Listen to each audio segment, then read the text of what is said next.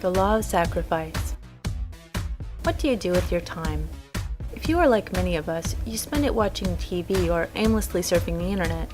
Now consider the results you're getting in your life. Are you satisfied with them? Most of us aren't.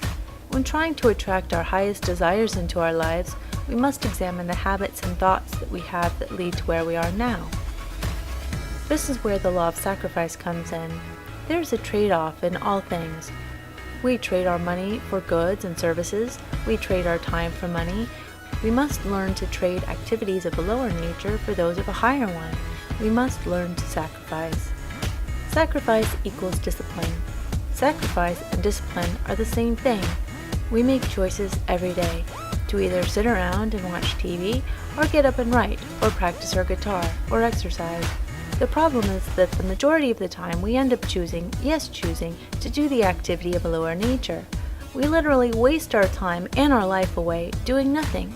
Then we complain about how our lives are going nowhere. Yes, discipline is hard. The Bible said, "Straight is the gate and narrow is the way which leads unto life, and few there are who find it."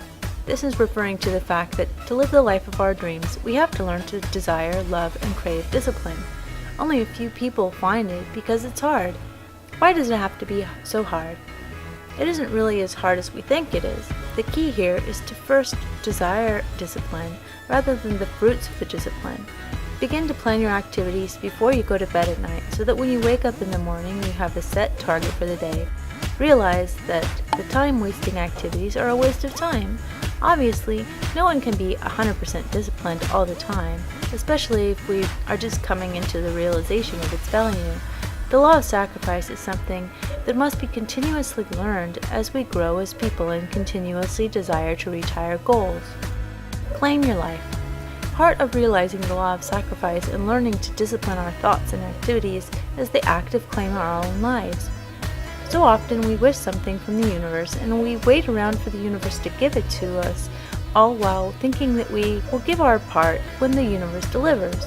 The problem is the law of life doesn't work that way. First, we must stake our claim. We must put in our time. We must put our name on the check before the universe can deliver. If there is anything in your life that you want, take a good look at how you spend your time. Take stock of where you are and what thoughts and activities have led to your current position. Then take a look at your goal and claim it today by progressively bringing your actions into alignment with the things that you desire.